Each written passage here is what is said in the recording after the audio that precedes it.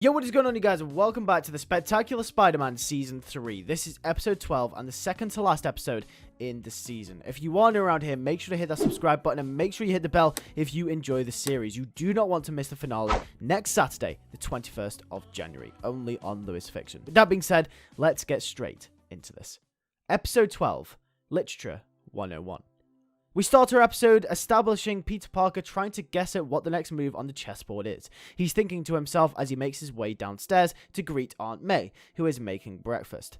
Peter is so inside his own head, he ignores May at first, until she calls him out on it. Peter responds to her, and she asks him if he's okay. Peter says yes bluntly, still thinking about what has to be done to end this war that has gone on for way too long now. First Fisk, then Harry is the Goblin, but it turns out he's not the Goblin. What's next? Where is Fisk? How can Peter fix all of this before the city becomes a war zone? A hellhole. Aunt May interrupts this chain of thoughts and tells Peter that Anna Watson is currently coming for dinner, and she is bringing Mary Jane with her as well. Peter looks unnerved, and Aunt May says that it would be great if he could be there. Peter thinks to himself that he's kind of neglected his and Aunt May's relationship recently. He probably should try and spend some time with her. But with everything that's going on, it's becoming increasingly difficult. He vows to do it though, to himself, and for Aunt May. Peter agrees and then leaves for school.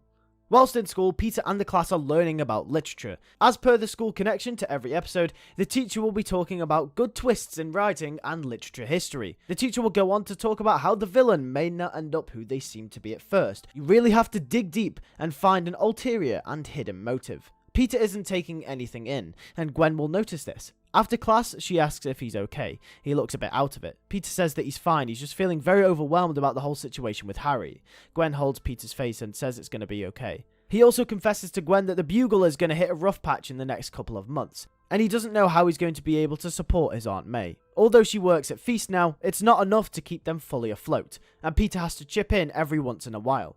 Gwen tries to reassure Peter, saying that everything will work out okay. He could look for a job someplace else instead, obviously not understanding the importance of Spider-Man. Peter in this moment realizes, if Gwen knew that he was Spider-Man, that it would all make so much sense to her, and it would make things so much easier. Not only for himself not having to hide everything, but for their relationship. Maybe Gwen would feel safer. But would it be selfish to put her in that position?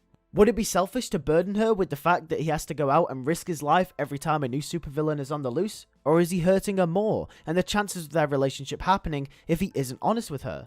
This is something that will ponder Peter's mind. We will cut to Emma Edwards, who is currently doing some research on the Goblin Spider-Man story for her documentary. She watches the final cut but thinks it's missing something. A conclusion. Something to wrap up the story. She thinks back to what Peter told her about Fisk, and how he was taken, and how the police currently don't know his whereabouts. She thinks if she could just find Fisk, this whole Goblin saga could be over, and she could finish her documentary as well. It was perfect. So Emma begins researching into the case. Peter is on his way home. He'll just be back in time for dinner, but in classic Peter Parker fashion, he spots a crime going down in the distance. Peter attends to the situation. It's only a couple of thugs, until he notices in the distance, it's that girl. After dealing with the situation, Spider-Man goes and greets her. Emma gives an awkward smile on their initial greeting. Spider-Man says that he thought he said not to get involved in any of this, and Emma says that she's looking for an ending to everything. Spider-Man says same, but she should not be intervening, she's gonna get hurt. Emma says that she just needs an ending to her documentary. Peter says that he doesn't think that's a good idea, and Emma asks for Peter's phone number, saying that she'll text him if she finds anything, just so someone will be around to get her out of a situation. Peter reluctantly agrees, just in case. He knows that she shouldn't be doing this, and he knows that no one's going to be able to stop her, so does it anyway. Spider-Man rarely gives his phone number out to random strangers, but this time, he's afraid that she might get seriously hurt, or worse. Emma leaves, and Peter realizes that he's late for dinner with Aunt May. Peter arrives home as he enters through the front door. He instantly locks eyes with Mary Jane, who is the first one to notice him arrive. Aunt May greets him and says that she's glad that he could make it. MJ asks what took him so long since they both just came from school, and Peter says that the bus got held up in traffic. MJ hums in agreement, but we sense that she doesn't really believe him. They sit down for dinner and start to eat. It's eerily quiet until Anna Watson starts asking Peter about his school life and how he's doing. Peter says that everything's going well, and MJ says that sometimes he doesn't show up for class. Is it really going that well? And Aunt May is surprised by this, and Peter says that sometimes work just gets in the way, and that he has to take photos for the Bugle, just because it's a source of income, and he can't afford to give it up. And right on cue, Emma texts him saying that she found the location of where Fisk is and that he's at a warehouse near the docks, the old auction house that all the underground criminals used to do their bidding in back in season 2. Peter sighs as he knows that he has to go. Peter awkwardly stands up and says that he has something that's come up and that he's really, really sorry. Aunt May is disappointed as she looks down. Anna comforts her by putting her arm around her. Peter says that he'll make it up to them, and in a panic says that they'll all catch a movie together at some point as he leaves in a hurry. MJ is baffled by Peter's constant disappearances. What is going on with him? Spider-Man arrives on the scene as he swings and lands on top of the auction house. He'll have to be careful. Peter meets Emma outside of the building saying that she found Fisk. He's in there. Spider-Man says that she needs to leave, and Emma says that she's not leaving. She has to get this final bit for her documentary. Peter starts to become frustrated with her. He raises his voice and says that she doesn't know what the Goblin is capable of. And if it is him, even if it's some foul trick, she won't want to risk it. The Goblin has plagued Peter's life for too long now, and the fun and games are over. This is serious. This needs to end. Emma looks down as she remembers what Peter told her about responsibility in the last episode. Peter enters the building and tied up to a chair is Wilson Fisk. Fisk looks panicked and rough. He says that he needs to release him or else they're both going to die. Peter is confused and says that he won't until he tells him what's going on. Fisk says that someone took him, and in response Peter questions if this entity is to be the Green Goblin. Wilson looks down and says, "No, it's someone different. It's not him." Peter is now perplexed, but before the discourse could continue much further between the two, a diabolical laugh can be heard in the background, and wouldn't you know, revealing himself on a glider in an orange, yellow, and blue costume is none other than the Hobgoblin. Spider-Man, confused, asks, "Who are you?" And the Hobgoblin replies with, "Your worst nightmare," as he throws pumpkin bomb after pumpkin bomb. Spider-Man dodging out of the way, trying not to get hit. How does this keep happening, he thinks to himself. Where are all these goblins coming from? One of the bombs allows Fisk to be released, and they both team up to fight the Hobgoblin. The Hobgoblin had upgraded tech from the Green Goblin. However, parts of the suit still remained green and purple, showing someone had spray painted over the top of it. Peter asks again, "Who the hell are you?" And then the newfound masked man replies, saying that they are the Hobgoblin. The fight attracts the attention of the police, as Captain Stacy starts to make his way over to the scene of the attack. However, caught in the middle of everything is Emma, as she is recording in the corner.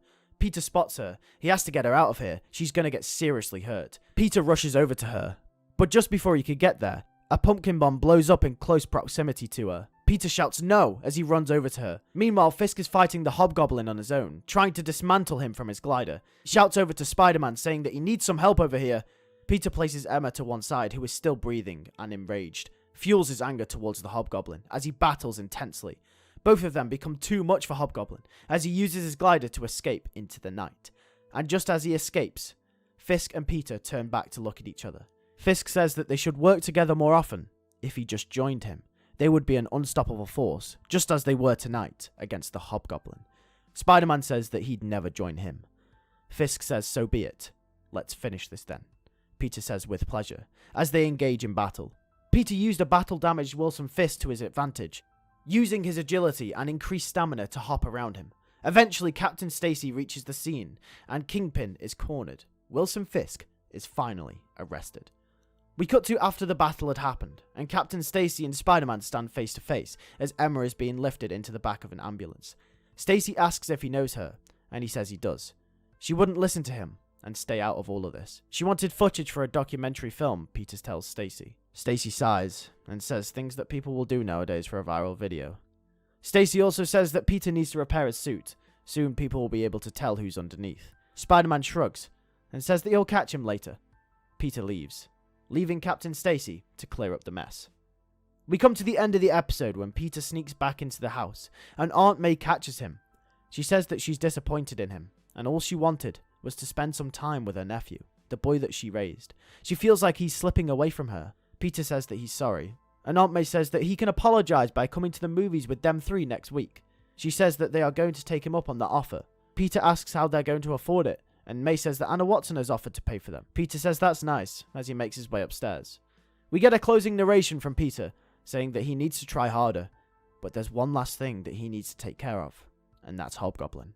Whoever he is, wherever he is, Spider-Man won't rest until he's behind bars.